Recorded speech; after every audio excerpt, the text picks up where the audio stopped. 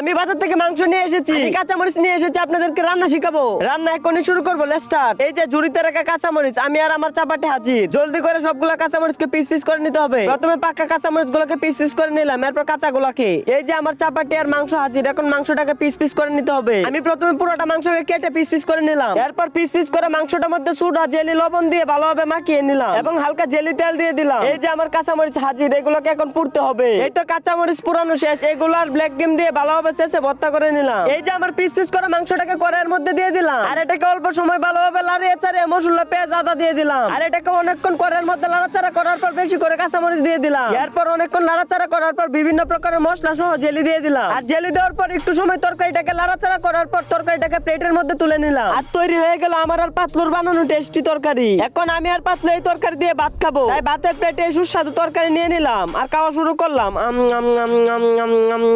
আমিও তাহলে